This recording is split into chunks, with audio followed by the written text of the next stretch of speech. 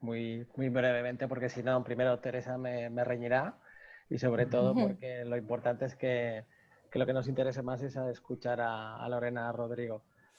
Bueno, no nos conocemos, un placer, Lorena. Bueno, yo creo que Encantada. al menos una de las cosas yo creo que sí tenemos en común y es que estar habituados a tratar con situaciones de crisis, bueno, en el sector financiero y desde mi ámbito, nuestro ámbito en el de comunicación, que es al que yo pertenezco, estamos habituados a trabajar con presión y a estar preparados para en lo posible, para actuar en momentos de especial conflictividad o de incertidumbre, que es lo que nos vas a hablar ahora en este momento. Por supuesto, agradecer desde Sabadell al Círculo de Directivos de Alicante la oportunidad de participar en este encuentro. Y muy brevemente un par de cosas solo. Yo creo que es esencial y sobre todo también en estos momentos que las compañías que quieran tener éxito en sus negocios han de tener integrado que la comunicación es decisiva y que dentro de la comunicación y dentro del ámbito empresarial tener un plan de comunicación de crisis también es muy importante, porque es fundamental trasladar a los clientes, incluso a nivel interno, a los empleados o los accionistas si tienen la compañía, cuáles son los valores y cuáles son los objetivos de la empresa. En esta situación que estamos viviendo, yo creo que hemos que ser más proactivos que nunca, ser más transparentes que nunca también y ser conscientes de que nuestra actuación de verdad tiene efectos reales en la sociedad y a nivel interno desde dentro. Podemos trasladar, como decías anteriormente, si hay un trabajo previo y estamos preparados para afrontar una crisis, es responsabilidad de toda la organización, pero en momentos como este yo creo que nos toca mostrarnos como realmente somos, que es una herramienta fundamental también para que nos ayude también a salir de esta situación. Bueno, nada más. Simplemente os doy 4 datos. Los datos fundamentales voy a dar paso a Lorena Rodrigo, que es Head of Crisis Planning and Communication en Babcock Aviation. Es el mayor operador en Europa de servicios aéreos de emergencia. Tiene más de 20 años de experiencia en comunicación corporativa, en gestión y preparación de equipos de crisis. Y bueno, encantado de escucharte y Lorena, cuando quieras. Pues muchas gracias. Voy a probar a compartir pantalla si podéis ver la presentación. Espero que no tenga ninguna incidencia. Me dice Teresa que está inhabilitado la función de compartir pantalla.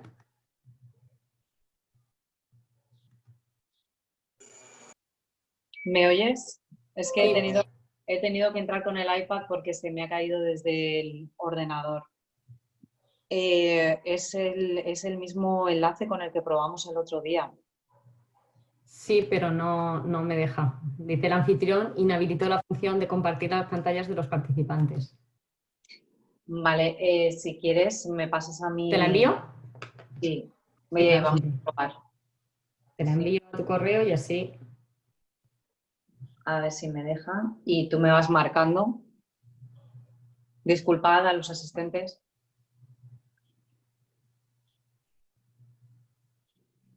Pues está saliendo. No pesa mucho, o sea que no creo que tarde mucho en llegar.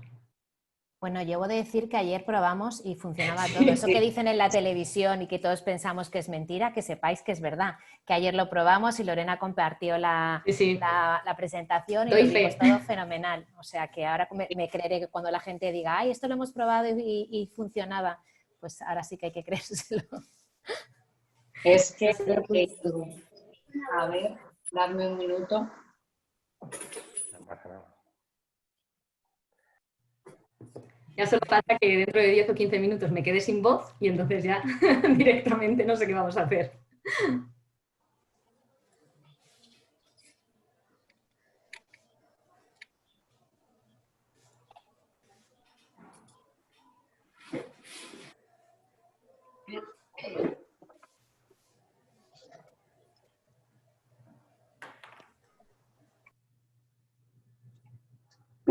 ¿Qué hora es, Edu?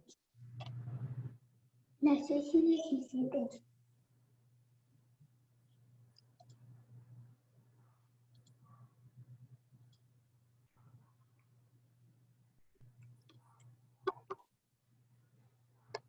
Voy un momentito al baño.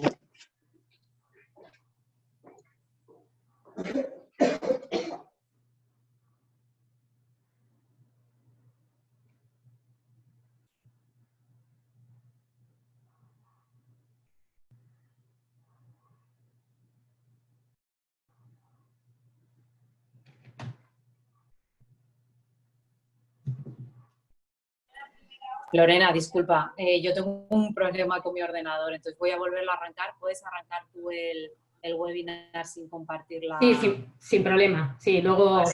cuando ya tengas la presentación, pues la compartimos y la vamos viendo. Bueno, yo en primer lugar... Sí. Mañana se la haremos llegar a todo el mundo. Si por lo que sea no podemos, se la haremos llegar a todo el mundo, pero voy a reiniciar yo mi ordenador mientras tanto y te digo, ¿vale? Vale, perfecto. Gracias. Nada.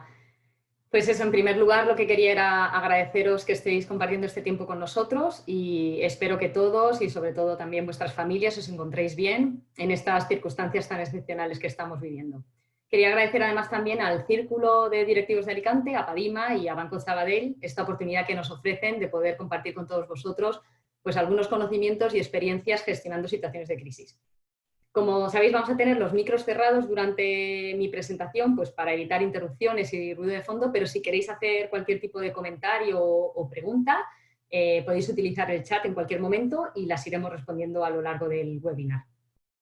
Como ha comentado Juan, mi nombre es Lorena Rodrigo y soy la responsable de gestión de crisis y comunicación en Babcock Aviation. Seguramente os sonará más como INAER o Helicópteros del Sureste, que eran nuestras anteriores denominaciones antes de ser adquiridos por Babcock International. En Babcock prestamos servicios aéreos de emergencia, por lo que estamos bastante acostumbrados a vivir situaciones de crisis de todo tipo. Pero está claro que para esta crisis que estamos viviendo no había manual de crisis. Y muy pocas empresas, y me atrevo a decir que casi ninguna, habían contemplado en sus escenarios de riesgos una pandemia global. Seguramente estaréis de acuerdo en esto. En mi caso, he tenido la oportunidad de participar en la gestión de numerosas y de muy diversos desde accidentes aéreos, lamentablemente, a huelgas de trabajadores, problemas financieros, comerciales, cierres de filiales en otros países, pasando por temas de governance y de asuntos corporativos que normalmente tienen un alto impacto en la reputación. Pero nada comparado a esta pandemia. Si queréis, pues vamos entrando en materia. Creo que hay una persona que tiene el micro y la cámara encendida, entonces por lo menos yo la estoy viendo en primer plano.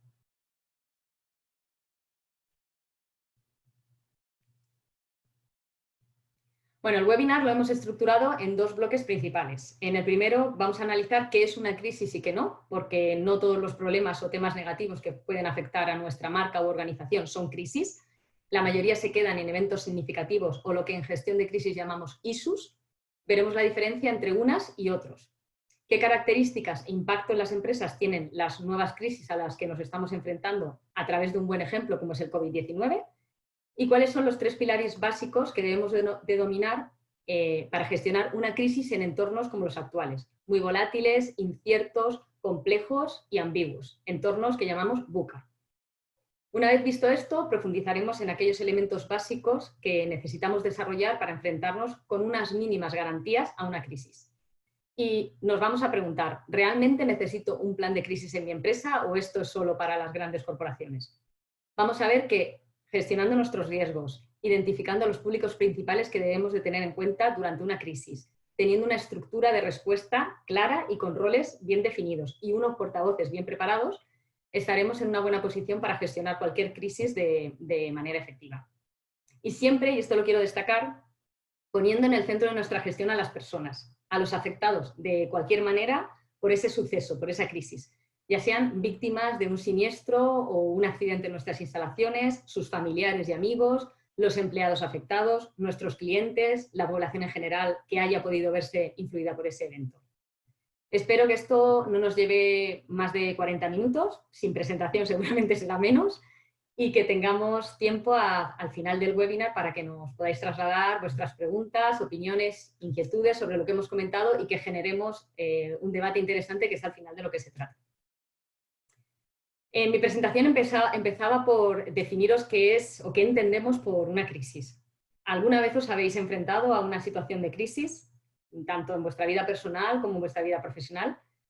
Estoy segura de que la mayoría de vosotros la respuesta va a ser que sí, por supuesto, porque no importa el tamaño de la empresa, ni el tipo de industria o sector en el que trabajemos, ni el segmento de clientes al que nos dirigimos, ni si vendemos online o no. Todos estamos en mayor o menor medida expuestos a situaciones de crisis, tanto en nuestra vida laboral como personal, desafortunadamente. La pregunta ya no es si vamos a sufrir una crisis, sino cuándo. Por eso, nosotros como directivos debemos de disponer de herramientas y procesos que nos ayuden en la gestión de estas situaciones. A mí me gusta decir que debemos de prepararnos para lo impredecible, para lo peor, porque los escenarios y el entorno en el que nos movemos ahora mismo cambia a la velocidad de la luz. Por ejemplo, el coronavirus nos ha demostrado una vez más que nunca se está lo suficientemente preparado. Por mucho que actualicemos nuestros manuales de crisis, formemos y entrenemos a nuestros equipos, cada situación de crisis es diferente y en cada una de ellas aprendemos algo que no habíamos contemplado en la anterior, lo que nos permite de alguna forma también salir reforzados. Definimos crisis como un acontecimiento negativo, no contenido, que tiene impacto sobre las personas, el medio ambiente, las operaciones comerciales, la reputación de la empresa, sus objetivos estratégicos e incluso su viabilidad a largo plazo. Paraliza el día a día y la continuidad de nuestro negocio y requiere de dirección y estrategia inmediata por parte de los líderes de la empresa. Me gustaría que os quedaseis con esos tres aspectos. El impacto a largo plazo. Las crisis no es un problema con un cliente que podemos resolver en un par de días. Normalmente la duración de las crisis es alta, estamos hablando de semanas o incluso meses, y sus consecuencias se ven en el medio o largo plazo. Por ejemplo, hay crisis que se resuelven en los tribunales y que conllevan largos procesos judiciales, o crisis que tienen un alto impacto económico y que ese impacto lo vemos en los siguientes ejercicios financieros.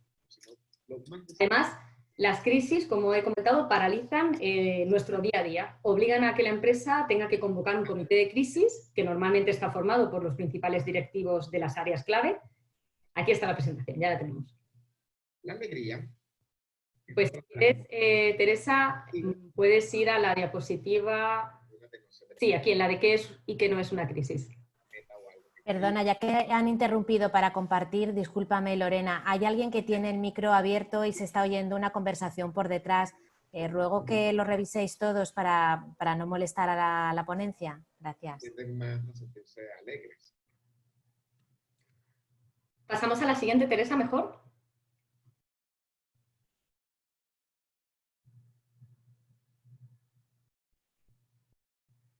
Como decíamos, las crisis es un evento negativo, fundamentalmente, que tiene un impacto a largo plazo, que paraliza el día a día de nuestra empresa y que además requiere del liderazgo, de involucración de la dirección de la empresa desde el minuto 1.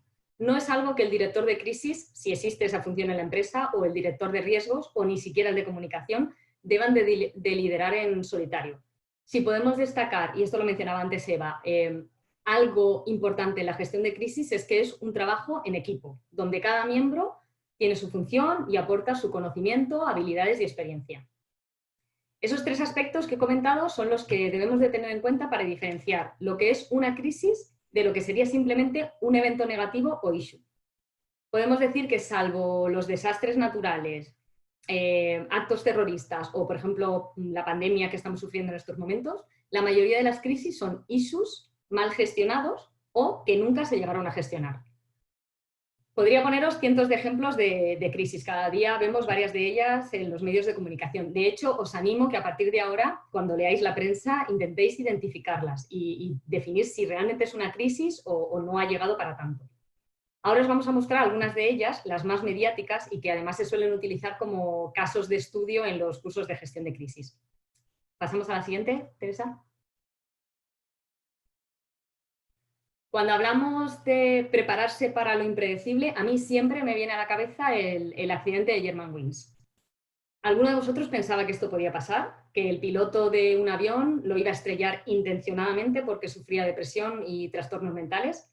Es sin duda un riesgo que nadie tenía contemplado. Y eso que os puedo decir que la industria aeronáutica, la aviación, es una de las mejor preparadas en gestión de crisis, porque normalmente sus crisis tienen un alto impacto en la población y suponen un gran número de víctimas y afectados. ¿La siguiente? Otro buen ejemplo es el desastre de BP en el Golfo de México en 2010. Han pasado ya 10 años, pero todavía se recuerda la mala gestión en comunicación y liderazgo del CEO de BP. Gestión que agravó las consecuencias de esta crisis para la reputación de la compañía. Al final tuvieron que reconocer su responsabilidad en el accidente y que no estaban preparados.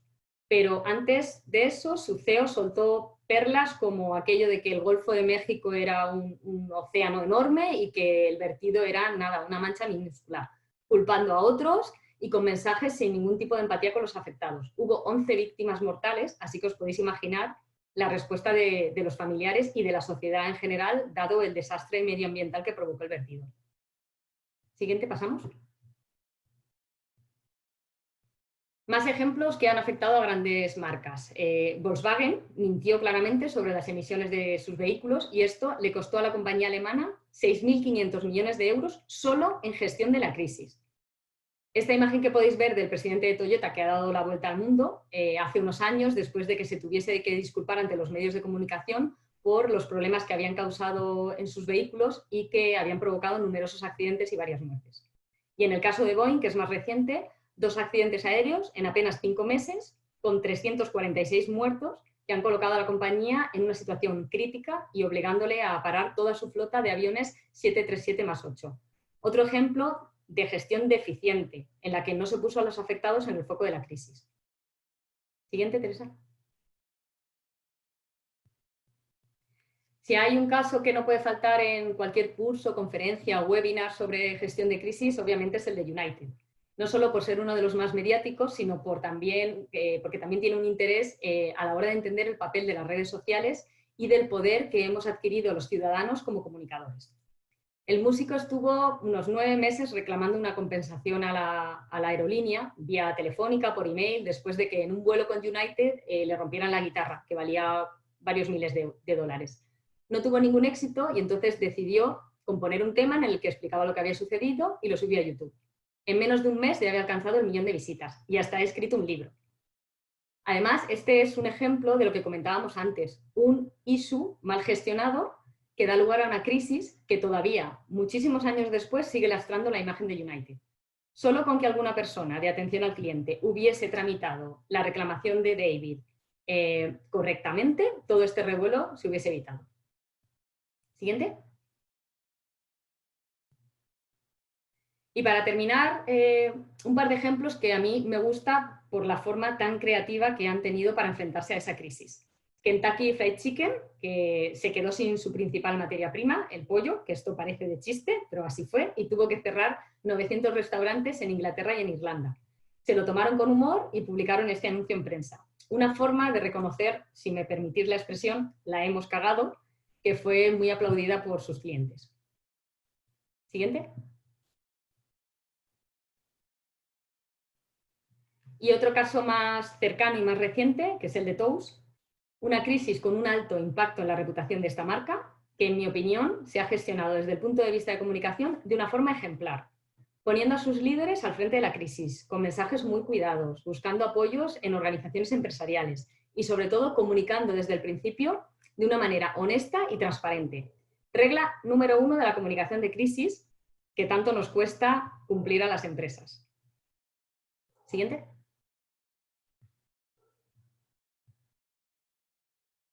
Todos estos son claros ejemplos que supusieron crisis para las empresas afectadas.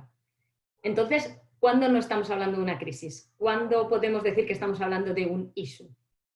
Pues podríamos decir que son aquellos temas calientes de fondo, problemas de gestión diaria en nuestra empresa, incidencias con clientes o con la cadena de producción. Vamos, lo normal de nuestro día a día. Pero es ahí, en los ISUs, donde debemos de hacer el esfuerzo en prevención y planificación. Las crisis mejor gestionadas son las que nunca llegan a conocerse, las que se quedan en un simple evento negativo que quizá dio para un par de titulares o algunos comentarios en redes sociales, pero nada más. Por ello, conocer nuestros ISUs, tenerlos identificados y hacer un seguimiento de los mismos para poder minimizarlos es prevención de crisis. Es donde tenemos que hacer un esfuerzo. Gestionando de esta manera rápida y efectiva un ISU, podemos evitar que escale y se convierta en una crisis. Como vemos aquí en la diapositiva, un ISU normalmente lo podemos conocer de antemano. Debemos tenerlo, como digo, bien identificado, analizarlo, monitorizarlo. En cambio, una crisis sucede de repente, no sabemos si pasará o no, cuándo, cómo o con qué impacto. Los ISUs normalmente se pueden resolver de una forma rápida y generan muy poco interés para los medios y las redes sociales, por lo que tienen un bajo impacto en nuestra reputación, todo lo contrario a las crisis. Siguiente.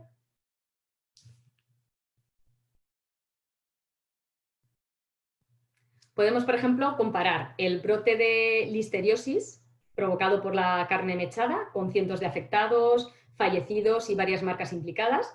Esta crisis tuvo en jaque a las autoridades sanitarias varios meses y ha supuesto que este producto desaparezca prácticamente de los restaurantes, de las cartas de los restaurantes y de los supermercados. Este es un claro ejemplo de mala gestión, es más, yo diría de gestión negligente por parte de los responsables de la empresa. Y en el otro extremo, pues un ejemplo de buena gestión de un tema negativo que no se convirtió en crisis, la retirada de un producto por parte de los supermercados Vía. Un ISU bien gestionado, con una estrategia de comunicación clara y transparente, que se quedó en eso, en un suceso negativo, pero bien gestionado y con mínima repercusión. Hace unas semanas Lidl tuvo un incidente similar y retiró una partida de orégano. Como veis, son temas bastante habituales de gestión, podemos decir operativa, pero que si no se atienden adecuadamente, pues pueden derivar en una crisis, y más hoy en día con las redes sociales. Siguiente. Y si gestionar una crisis ya no era lo suficientemente complicado, pues ahora nos enfrentamos a un mundo VUCA, volátil, incierto, complejo y ambiguo. A una sociedad digitalizada, globalizada, hiperconectada, donde el control de la información es prácticamente imposible y donde los escenarios están en constante cambio. La toma de decisiones y la gestión en general se hace mucho más compleja. Y esta complejidad se pone aún más de manifiesto durante las situaciones de crisis. ¿Por qué decimos que es un entorno volátil? Estamos inmersos en una situación donde los cambios son rápidos. Parece que no encontramos la estabilidad y que a las empresas no les da tiempo a adaptarse porque el entorno cambia y cambia continuamente, está en continuo movimiento. Todo va tan deprisa que nada permanece y debemos centrarnos en planificar, anticipar y prevenir los problemas. Además, vivimos inmersos en una alta incertidumbre. No conocemos todos los datos y no disponemos de información precisa. Así que no podemos tener ninguna seguridad apenas en las decisiones que estamos tomando ni en cómo va a evolucionar la situación que estamos gestionando. Debemos de ser flexibles para adaptarnos a los cambios y a los nuevos retos. Esto que estoy explicando, estoy segura de que os recuerda mucho a lo que estamos viviendo con el coronavirus. Además, como hemos dicho, los escenarios son complejos, hay muchos elementos que intervienen, muchos factores y variables que debemos de tener en cuenta y esto nos desconcierta. Además, ya no existe una relación clara entre causa y efecto, por esa misma complejidad a la que el entorno nos somete. Y es un entorno también ambiguo. Resultado de todo lo anterior, de esta confusión, la realidad nos parece poco clara y ambigua. Con todo esto que hemos visto, ¿pensáis que la pandemia por COVID-19 es un escenario VUCA? Yo creo que sí, y os voy a explicar por qué. Se trata de una crisis global, sin precedentes, que nos ha afectado a todos y de manera muy diferente según el tipo de empresa, sector o incluso el país en el que nos hayamos encontrado. Hemos visto cómo ser, por ejemplo, catalogados como empresa de primera necesidad nos ubicaba en un marco normativo y de actuación totalmente diferente al resto. O como la pandemia ha tenido un mayor impacto en economías como la italiana o la española. Cada empresa ha tenido que adaptar su respuesta a la crisis de una forma casi individualizada, porque lo que servía para unos, pues no servía para otros. Es una crisis también en la que la información y el escenario al que nos enfrentábamos cambiaba casi en tiempo real, con un marco normativo muy complicado de entender, hasta para el propio gobierno. Gran quebradero de cabeza el que han tenido sus portavoces para explicar, casi para entender ellos mismos, las medidas que estaban estableciendo. Seguro que os acordáis de la ministra de Trabajo explicando lo que es un ERTE. Esto es un buen ejemplo. Y esta crisis sanitaria es también muy compleja, nos ha puesto a todos a prueba, a grandes y a pequeñas empresas, a instituciones y a todos nosotros, creo, a nivel personal. Está siendo además una crisis muy larga, muy activa, imprevisible en cuanto a qué va a pasar y cuál va a ser el siguiente paso, incertidumbre total.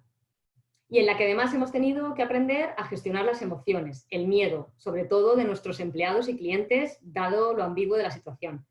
El liderazgo visible ha cobrado más importancia que nunca. Por eso, con todo esto, yo creo que nunca un entorno VUCA lo ha sido tanto como con el coronavirus. Siguiente, por favor. Por tanto, ¿qué podemos decir que hemos aprendido durante esta pandemia que nos puede ayudar en la gestión de la siguiente crisis? Pues hemos aprendido que debemos de poner el foco en las personas, proteger a nuestros empleados, clientes y a la comunidad en general. Este es uno de los principios básicos en gestión de crisis, anteponer las necesidades de las personas en todo momento. Pero no todas las empresas lo tienen claro y lo ponen en el centro de su estrategia. Hemos visto además un cambio total en la forma en la que las empresas se comunican con sus públicos. Ha cobrado especial importancia la comunicación interna durante el confinamiento y cómo las empresas se han esforzado para mantenerse conectadas con sus empleados. Como por ejemplo la tecnología, Zoom, hoy no, pero en muchas ocasiones sí, nos ha ayudado a llevar mejor el teletrabajo y el aislamiento. Pero también ha puesto de manifiesto lo vulnerables que somos a ciberataques. Y la respuesta de nuestros empleados ha sido ejemplar, adaptándose a todo esto sin apenas generar ruido. Nuestro liderazgo es vital también en momentos de crisis. Hemos aprendido lo importante que es mantener la conexión con nuestra gente, acompañarles durante este proceso, generar confianza en el futuro, alinear y motivar a los equipos. El confinamiento nos ha desconectado totalmente de nuestro círculo laboral, familiar, de ocio, por eso el que los directivos y responsables de las empresas para las que trabajemos se hayan preocupado por mantenerse en contacto con nosotros, por hacerse visibles con emails, videollamadas o de cualquier otro modo, ha ayudado a que como trabajadores afrontemos esta situación de desamparo de una manera más llevadera y con mayor seguridad sobre lo que está ocurriendo. Si podemos, en este tipo de crisis debemos ayudar, debemos arrimar el hombro, pero no todo vale. Tenemos que huir del oportunismo. Es lógico que queramos sentirnos útiles, ayudar de alguna forma ante esta situación tan excepcional y esto nos ofrece una oportunidad de oro para reforzar nuestras relaciones con los stakeholders. Si podemos implicar a nuestros empleados y colaboradores, mucho mejor, porque además mejoraremos el engagement. Han mejorado su reputación las empresas que han actuado durante esta pandemia. Inditex, obviamente, es la empresa más valorada por las acciones que ha desarrollado durante la crisis, de eso no hay ninguna duda, pero hay muchos otros ejemplos. Desde pequeñas empresas que se han puesto a fabricar mascarillas, a empleados de Deloitte que imprimen equipos de protección en 3D desde el garaje de su casa, o SEA, que cambió toda una línea de producción para fabricar respiradores, o Meliá, con su campaña Noches por vuestros días para el personal sanitario, que por cierto agotaron todas las reservas en cuestión de minutos. Y también hemos aprendido a convivir, porque creo que esto es una tendencia que ha venido ya para quedarse, a convivir con bulos y fake news. Estamos asistiendo a un fenómeno que podemos llamar de infodemia o infoxicación, es decir, una intoxicación por sobrecarga informativa. Desde el inicio de la pandemia hemos visto cómo fuentes oficiales, medios de comunicación, las redes sociales, empresas, todos han llenado sus espacios 24 horas, 7 días de la semana con información y contenido sobre el coronavirus. Nos han literalmente intoxicado con información sobre la pandemia. Esto ha provocado además la aparición y propagación súper rápida de bulos y fake news, creando además más confusión. Hasta el día de hoy llevamos contabilizados 571 bulos y desinformaciones. Desinformaciones que buscan pues, crear más miedo o aprovecharse de la situación de alarma. Desde métodos falsos para prevenir el contagio, cifras inexactas o vídeos e imágenes que nada tienen que ver con el coronavirus y que en algunos casos han situado en el centro de la crítica a empresas que estaban intentando poner su granito de arena, que estaban intentando ayudar. Durante una situación de emergencia es habitual que exista un caos informativo inicial. No sabemos qué ha pasado, no disponemos de toda la información sobre lo sucedido. Tenemos que analizar numerosas fuentes de información, llamadas, emails y todo contrarreloj. Si a esto le unimos un exceso de información, a veces no contrastada, muy cambiante, y la aparición de bulos, pues la labor del equipo de comunicación se convierte en una pesadilla. ¿Qué hemos aprendido, por tanto? Pues que como líderes debemos de ceñirnos a la última información oficial publicada, comunicar solo lo que sabemos y no especular si hay algún tipo de dato o información que no conocemos. Debemos de ser honestos y transparentes desde el minuto 1 y muy cautos, sobre todo con lo que comunicamos o no. Y por último hemos visto la necesidad de un cambio en la comunicación, la necesidad de una comunicación auténtica, abierta, transparente. Comunicación, nunca me cansaré de decirlo, nos van a juzgar por las acciones que vamos a hacer. Por lo tanto, comuniquemos esas acciones. Hemos pasado de lo que llamábamos el storytelling al story doing, a comunicar acciones y no promesas de lo que voy a hacer. Ya no vale con ser honestos y no mentir, que era como lo básico. Esta crisis nos ha enseñado que nuestros públicos clave esperan de nosotros una comunicación auténtica y basada en valores. Hemos visto cómo muchas empresas lo han hecho bien, mejorando su comunicación interna con sus trabajadores, informándoles de primera mano sobre las medidas que debían de tomar en cada momento, y eso que cambiaban varias veces al día, gestionando su percepción del miedo. También lo han hecho bien transmitiendo contenido de calidad en su comunicación externa, sobre todo en las redes sociales. Siguiente, por favor.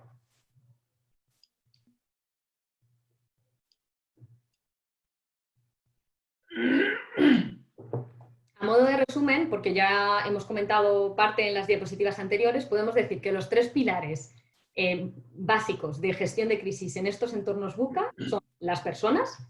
Si me lo permitís, voy a insistir en la importancia que tiene el poner a las personas en el centro de la gestión de crisis. Las personas primero.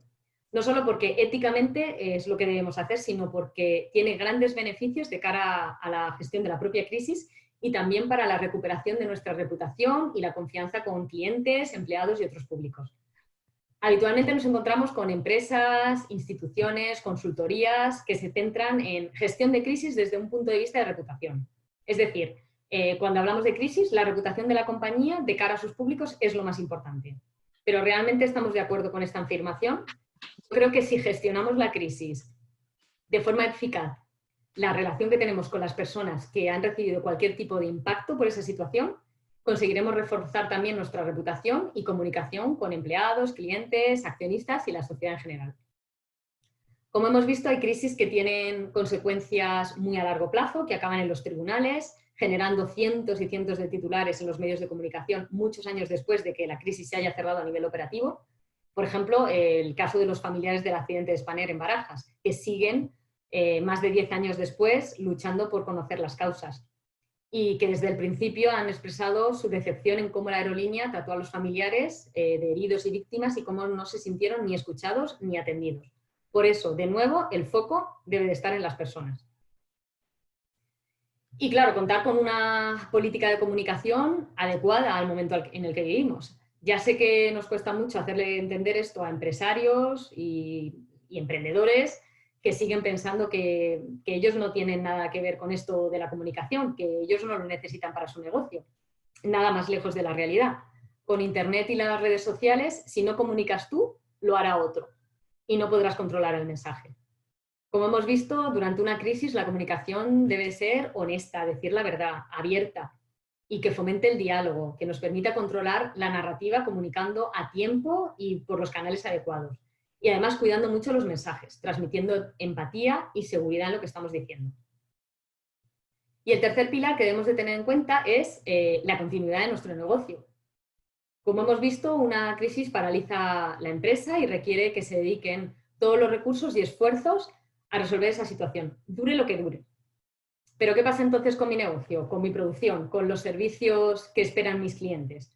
Debemos de pensar en cómo podemos garantizar que la empresa sigue funcionando, como siempre, mientras que el comité de crisis y la dirección se centran en resolver esa situación.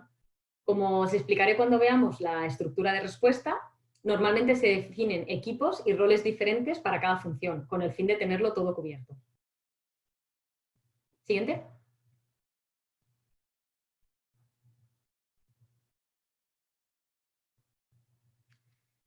Entonces, ¿realmente necesito un plan de crisis en mi empresa?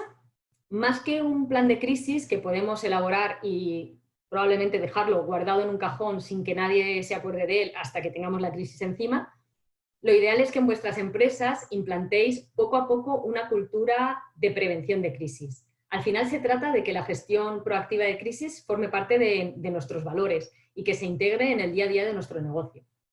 ¿Y cómo podemos empezar a construir una organización que sea lo que llamamos crisis ready, es decir, preparada para enfrentarse a una crisis? Como hemos comentado antes, lo primero que debemos de conseguir es involucrar a la dirección de la empresa. La gestión de crisis es estratégica y debemos de ponerla en valor en nuestros comités de dirección. Y una vez conseguido esto, que a veces no es tarea fácil, lo que os recomiendo es que implementéis en vuestras empresas unas herramientas sencillas que os ayuden a estar mejor preparados ante una situación de crisis. Estas herramientas son el análisis o mapa de riesgos, el mapa de stakeholders, nuestra estructura u organización de respuesta a la crisis y una política clara de comunicación en la que se identifique y prepare a nuestros portavoces. Con todo esto, lo que haremos es elaborar lo que llamamos playbooks o procedimientos de crisis muy sencillos, pero para cada escenario de riesgo de los que hemos identificado.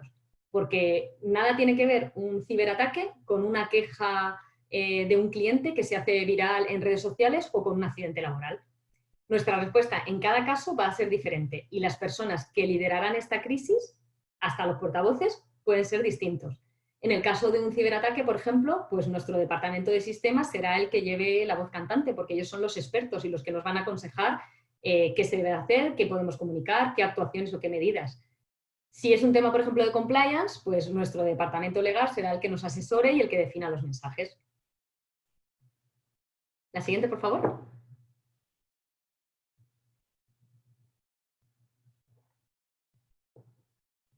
Como hemos visto, la primera de las herramientas sería el mapa de riesgos.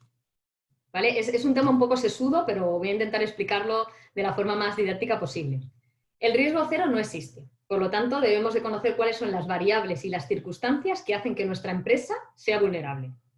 Obviamente va a depender de la naturaleza de nuestro negocio.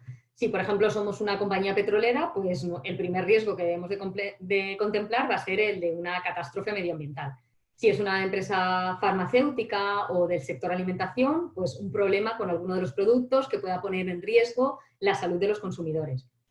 Conociendo de antemano cuáles son nuestros principales riesgos y estableciendo mecanismos de detección y alerta, estaremos prevenidos y podremos gestionar una crisis de manera más efectiva. La gestión de riesgos es además un proceso proactivo que debemos hacer en situaciones de calma, no cuando ya tenemos la crisis encima, cuando no hay tiempo para analizar y ya no nos podemos preparar para nada. Y una vez hecho esto, una vez hecho este primer análisis, lo que debemos también identificar son cuáles son esas fuentes de detección de una posible crisis. Es decir, qué herramientas o sistemas de alerta tenemos en nuestra empresa para conocer lo antes posible que existe un foco de crisis. Esto es más sencillo de lo que parece. Puede ser, por ejemplo, a través de nuestros propios empleados que nos informan de posibles problemas de seguridad o de calidad en uno de nuestros productos, incidencias. Los departamentos de atención al cliente que pueden detectar que una queja de un determinado cliente puede suponer un problema. El departamento legal, si por ejemplo sabe que va a haber un cambio normativo que nos puede afectar. O a veces estas alertas nos vienen del exterior, de nuestros propios clientes, de los proveedores, hasta en muchas ocasiones de nuestros competidores y de los medios de comunicación y las redes sociales. Muchas veces nos enteramos que ya tenemos una crisis cuando ya ha aparecido publicada en medios. Y esto es algo que tenemos que intentar evitar para por lo menos contar con tiempo suficiente para preparar nuestra respuesta y nuestro plan de acción. Siguiente.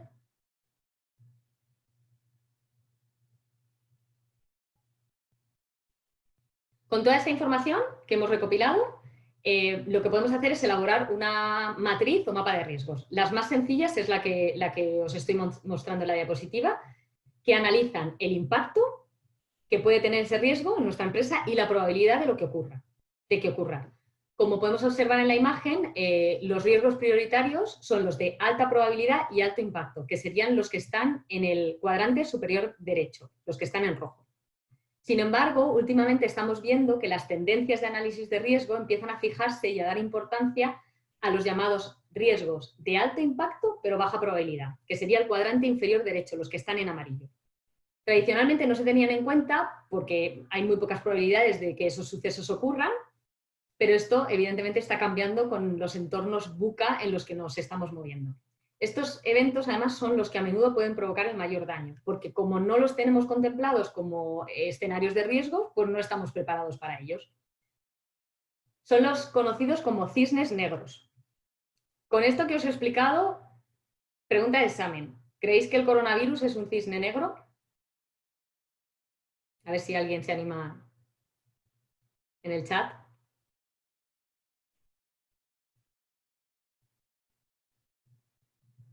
Pues os doy la respuesta. No, no es un cisne negro. No, estamos todos de acuerdo.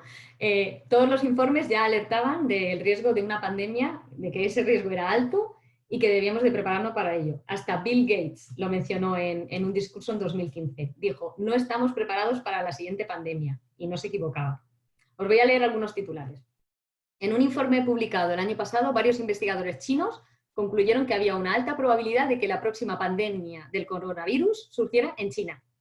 En 2018, el líder de la OMS advirtió que una epidemia devastadora podría empezar en cualquier país, en cualquier momento, y matar a millones de personas porque no estamos todavía preparados.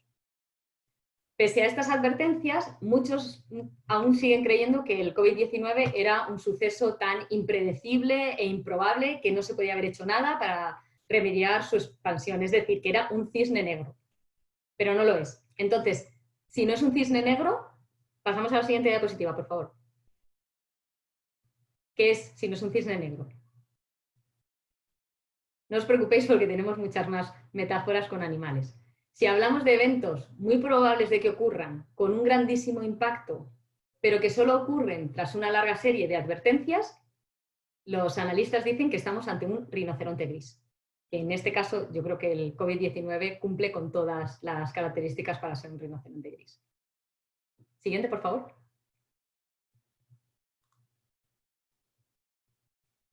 Después de haber conocido nuestros riesgos y evaluarlos, pues, como hemos comentado, en función del impacto y de la probabilidad de que ocurran, tenemos que identificar a nuestros públicos principales, a nuestros stakeholders.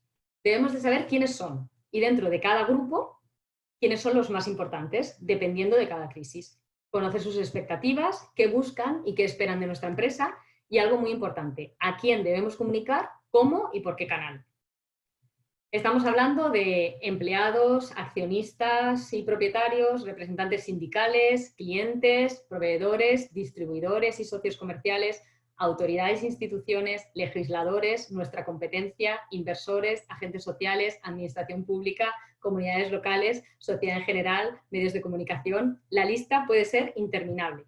Por eso debemos de saber cuáles son para nosotros nuestros públicos clave y qué esperan de nuestra empresa, de nuestra marca, cuando surge un problema. Debemos de tener además en cuenta que con todo este auge de la tecnología móvil, las redes sociales, etcétera, los consumidores nos hemos vuelto mucho más exigentes. Somos conscientes del poder que tienen nuestros comentarios y valoraciones sobre una marca, por ejemplo, en Internet, y nos gusta compartir experiencias, sobre todo si son negativas. Por ello, cada vez esperamos y demandamos más de una empresa y sobre todo en tiempos de crisis. Los stakeholders nos demandan ser escuchados y atendidos. Una respuesta abierta, honesta, compasiva durante una crisis y creíble por parte de la empresa. Y sobre todo en el momento adecuado, no 3 días después como a veces pasa. Siguiente.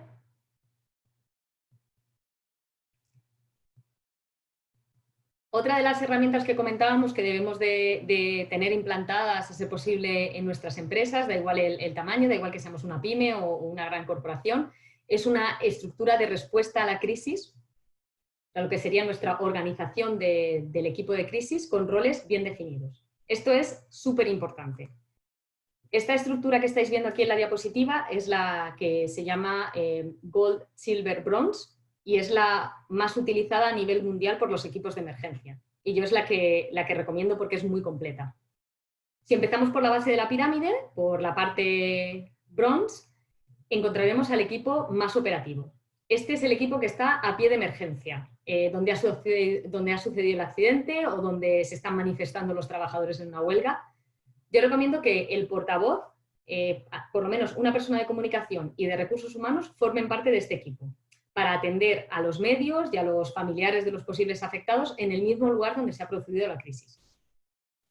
En el nivel intermedio, en el Silver, tendríamos al equipo táctico. Este equipo hace de enlace entre el equipo operativo y el equipo estratégico. Y es aquí donde situamos esos roles que se van a ocupar de asegurar la continuidad del negocio, a la vez que recopilan información y las acciones del equipo operativo y las trasladan al nivel superior para la toma de decisiones. En este equipo, en el táctico, es donde debemos ubicar a los expertos que nos van a asesorar dependiendo de cuál sea la crisis. Como comentábamos antes, pues sistemas, legal, operaciones, etc. Y en el nivel superior, en el nivel Gold, pues tenemos al equipo estratégico, que normalmente es el comité de dirección de la empresa.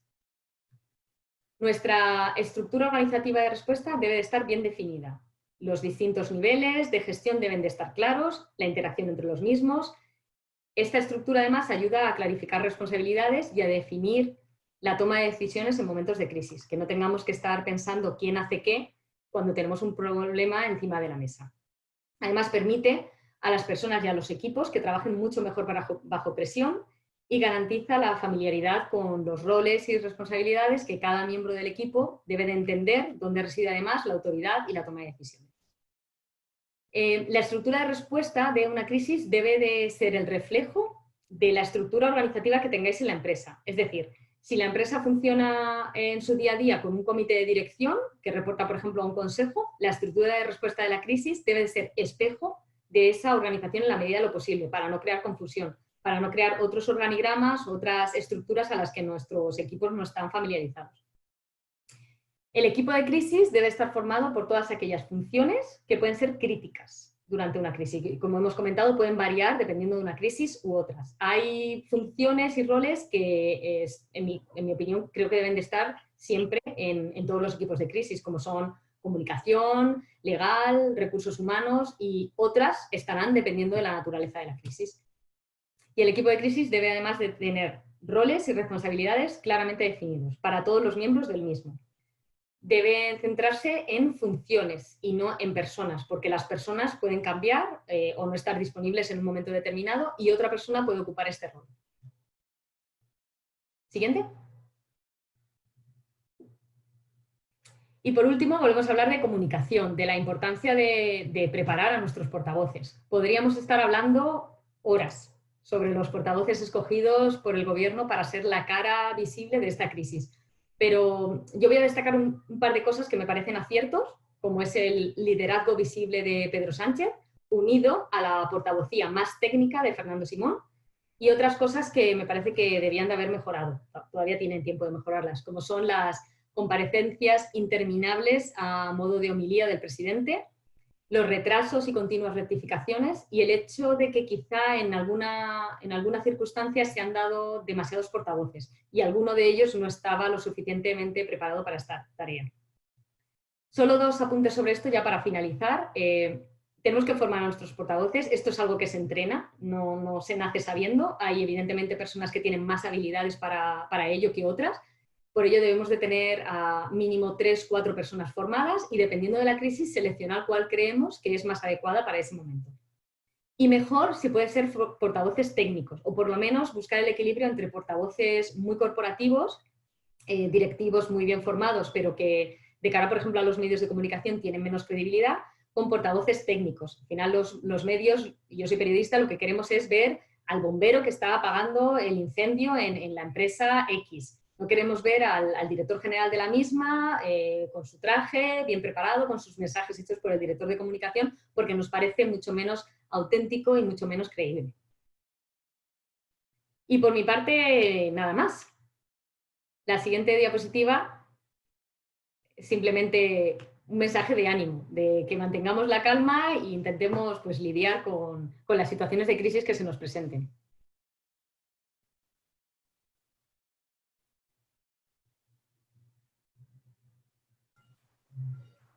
Pues muchas gracias, Lorena. No sé si hay alguien en el chat, no hay ninguna pregunta escrita, pero ahora tenéis un minuto para pensar si queréis formular alguna pregunta a Lorena. Y mientras tanto, bueno, pues que veáis como Lorena, Teresa, Juan y yo nos hemos estado entrenando esta semana arduamente para solucionar esta crisis y cómo lo hemos solventado.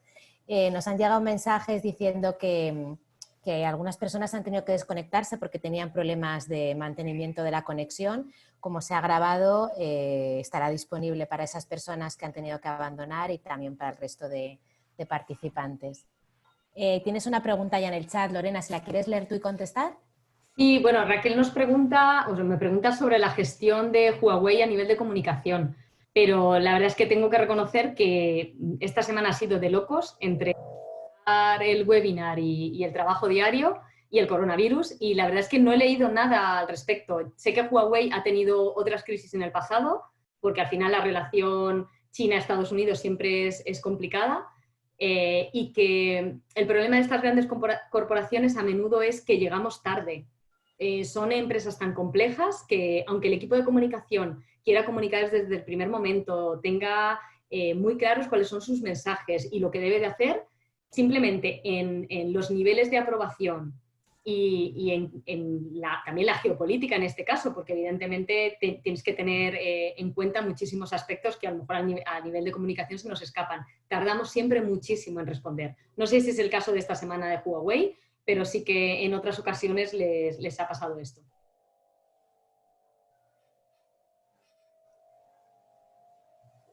Bueno, mientras se anima alguien más, yo te voy a formular una pregunta, Lorena. Tiene que ver con todo lo que nos has contado, además comenta Carrasco, que piensa que todo lo que has comentado puede ayudar a una pyme.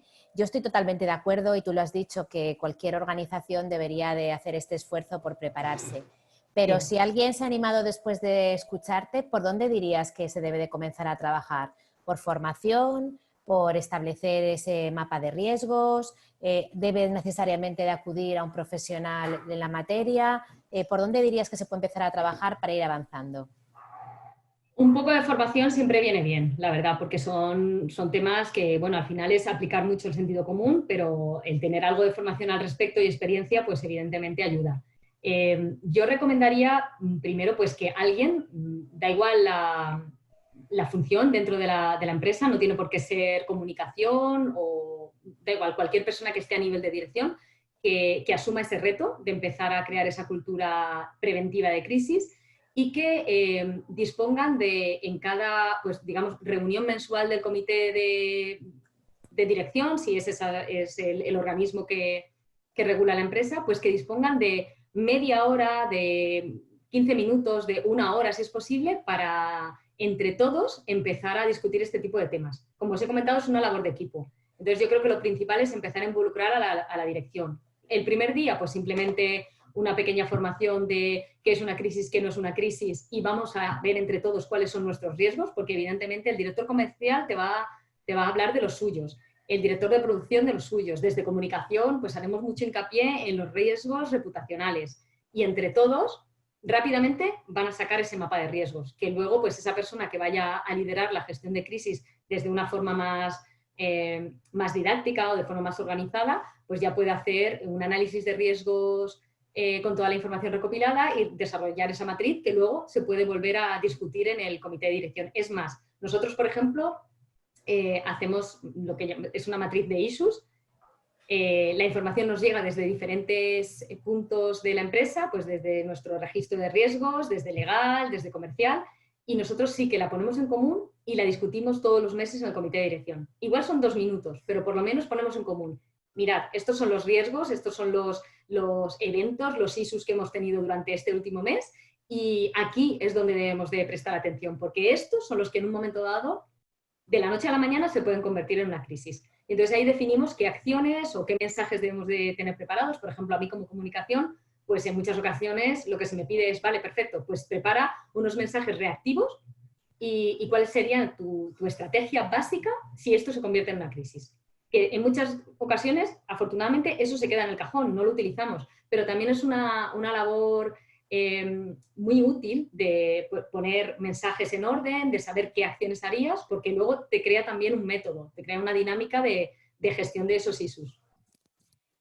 Muy bien, creo que es muy importante eso, el saber que simplemente basta con la voluntad de comenzar y Sí. que cualquier directivo de la organización de las que ahora estamos participando pues puede liderar esa nueva función y ponerlo en marcha. ¿Tienes otra nueva pregunta, Lorena?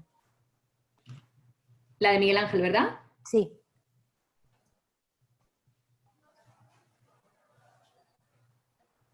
La designación como estos de los miembros de las...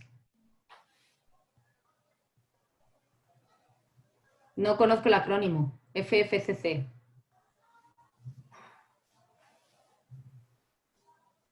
Fuerzas y cuerpos, ¿vale? De seguridad del Estado.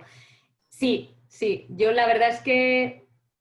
Pero tienen, lo que he dicho antes, tienen que estar preparados. Tienen que estar preparados y sobre todo tienen que estar designados como portavoces a todos los niveles. Es decir, lo que no puedes poner es a un profesional técnico al frente de una crisis y luego decirle qué mensajes tiene que dar o decirle qué es lo que no puede decir.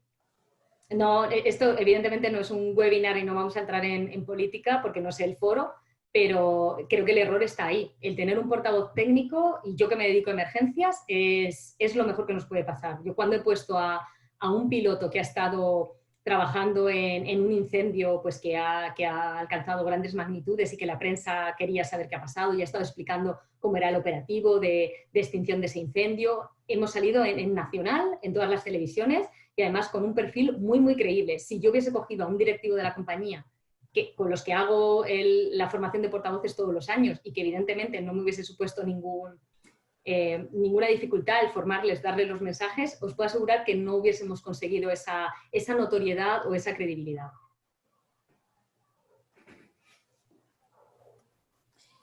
Bueno, última oportunidad si hay alguna pregunta más, si no, para no demorarnos mucho porque con todos los problemas técnicos del principio hemos comenzado más tarde, pues por cumplir la hora que anunciaba Teresa.